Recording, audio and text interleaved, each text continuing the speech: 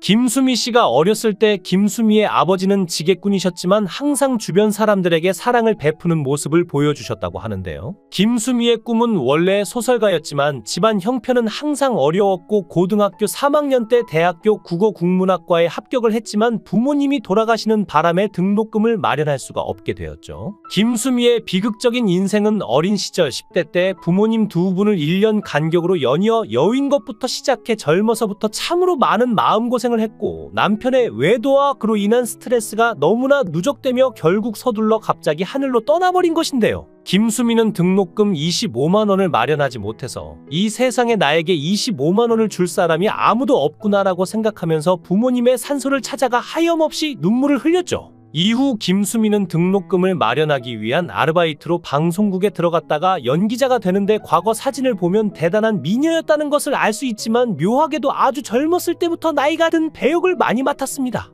김수미 씨는 이에 대해 내가 예전에 무뚝뚝한 성격을 바꾸려고 노력해봤는데 그게 잘 안 되더라고. 신인 때 여우짓을 못해서 드라마 PD들한테 좋은 배역을 못 땄어요. 맨날 할머니 역만 하고 말이야라고 말했는데요. 어쨌든 김수미는 분장과 좋은 연기력으로 나이든 캐릭터를 훌륭하게 소화했고 연기자로 성공하게 되는데 이때 동료 가수 정훈이의 소개로 항상 빨간 오픈카를 타고 다니고 남자가 외모에 유독 신경 쓰는 날라리 스타일에 후에 남편이 되는 정창규를 만나게 됩니다. 정창규는 김수미보다 3살 연상이고 직업은 사업가였는데 그는 2년 동안 방송국에 찾아와서 죽자사자 매달렸고 김수미는 그 사람이 마음에 들지 않았지만 정창규는 스케줄이 빽빽한 김수미의 마음을 묵묵히 두드렸죠. 그 끈기와 정성에 감동했을까요? 김수미는 마음의 문을 조금씩 열게 되었고 어느 날 문득 한 번쯤 만나봐도 괜찮지 않을까라는 생각이 들었습니다. 정창규의 끈질긴 구애에 잠시나마 답을 주기로 했던 김수미는 결국 정훈이와 함께 셋이서 영화 바람과 함께 사라지다를 보고 술을 마셨는데 과음을 했는지 필름이 끊기고 말았죠. 다음날 김수미가 눈을 떠보니 정창규의 집이었고 다 큰 처녀가 공복에 술을 마시고 외간 남자 집에 엎혀왔던 것인데 그런 상황이기에 시어머니께서 당황하거나 역정을 내실 법도 한데 오히려 손수 아침밥까지 차려주셨고 사실 그날 아무 일도 없었기에 남편에 대한 믿음도 커졌지만 남편보다 시어머니께 더 많은 감동을 받았다고 하는데요. 보통 젊은 여자 특히 예쁜 여자가 취하면 여관이나 모텔로 데려가는데 자기 집을 선택한 정창규에게도 괜찮은 구석이 있었던 것 같습니다. 김수미는 남자의 어머니를 만난 뒤 교제를 결심했다고 하는데 어머님이 사업을 하셨는데 원래 일본에서 교육을 받은 인텔리로 친정 집안도 매우 윤택하고 일본 여자처럼 예의도 바르고 아들을 유복자로 키우셨는데 존경할 만한 분이셨다고 하는데요. 김수미는 어린 나이에 부모님을 여의고 서울로 홀로 떠나 자취 생활을 시작했으니 마음속엔 늘 외로움과 고된 삶의 무게가 자리 잡고 있었지만 남편은 김수미 씨와는 정반대 성격의 소유자였죠. 남편의 집을 또 한 번 방문했을 때 김수미는 그 반전 매력에 놀랐다고 하는데 그 집에는 요리 솜씨 좋은 가정부가 준비한 진수성찬이 항상 식탁에 올랐고 음식은 풍성했는데도 남편은 거창한 상차림에 크게 관심 없는 듯 밥을 조금만 먹고는 금세 숟가락을 내려놓았죠. 그와 반대로 김수미 씨의 자취방에 방문했을 때 남편의 모습은 또 달랐는데 자취생의 식사답게 김수미가 차려준 밥상은 단출했지만 정창규는 마치 평생 기다려온 음식을 맛보는 것처럼 기뻐하며 밥을 먹었는데 한 숟가락 한 숟가락 천천히 음미하더니 어느새 밥 한 그릇 더 달라고 말하며 땀을 뻘뻘 흘리며 밥을 비우고 있었습니다.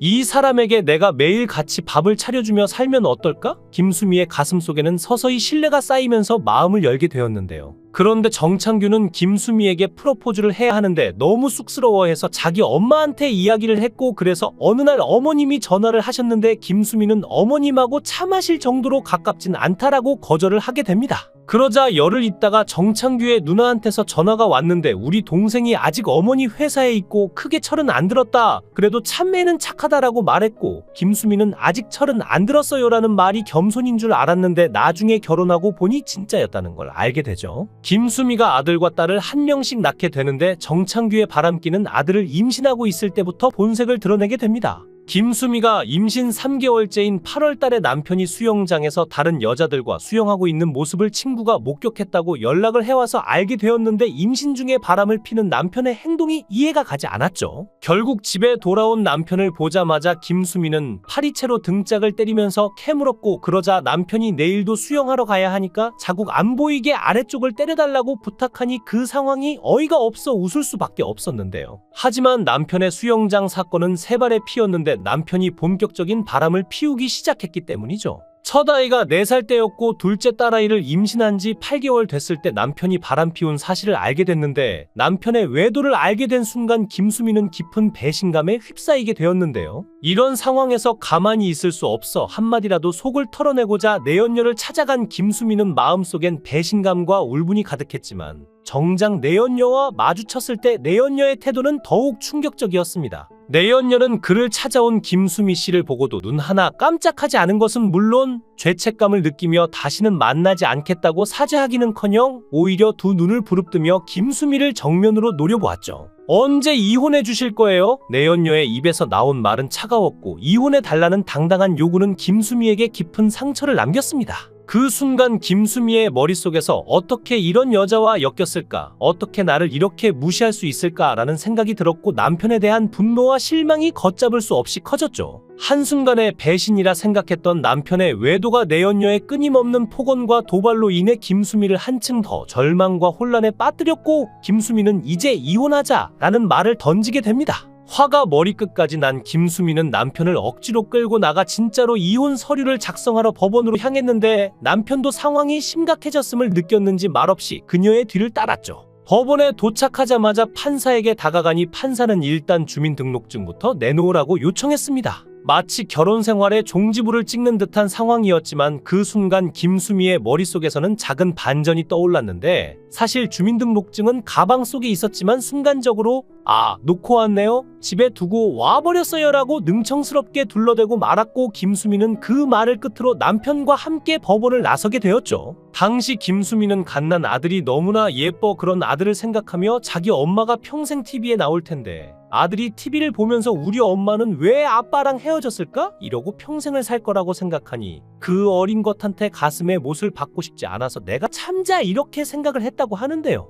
만약 이혼을 결심했다면 김수미는 아들과 단둘이 살 수도 있었겠지만 문제는 이 아들이 남편 집안의 소중한 4대 독자였고 아들의 양육권을 남편이 쉽게 내어줄 리 없었기에 이별 후에도 아들과 함께할 수 있다는 보장은 없었죠. 그러던 어느 날 상황은 뜻밖의 방향으로 흘러갔는데 남편과 문제를 일으킨 내연녀가 교통사고로 세상을 떠난 것인데요. 그 사고로 인해 남편의 외도와 두 사람의 갈등은 강제로 막을 내리고 말았죠. 남편의 외도 사건이 지나가고 난 후 둘의 관계는 오히려 조금씩 가까워지기 시작했는데 김수미에게 큰 실수를 한 뒤 마음을 다잡고 다가오는 남편에게 김수미는 다시 믿음을 주기로 결심하게 됩니다. 남편 역시 차츰 달라졌는데 김수미가 일로 바쁠 땐 서로 얘기도 자주 못 나눴지만 한가해질 때면 조용히 둘만의 시간을 가지며 함께 여행을 떠나기도 하고 남편이 불쑥꽃을 사다 주기도 했는데 처음 받아본 꽃에 김수미는 이 사람이 이렇게 변할 줄이야 하며 속으로 기뻐했죠. 아이러니하게도 세월이 흐를수록 아들은 서서히 독립하는데 남편은 점점 곁에 더 가까이 머물렀고 그럴 때마다 김수미는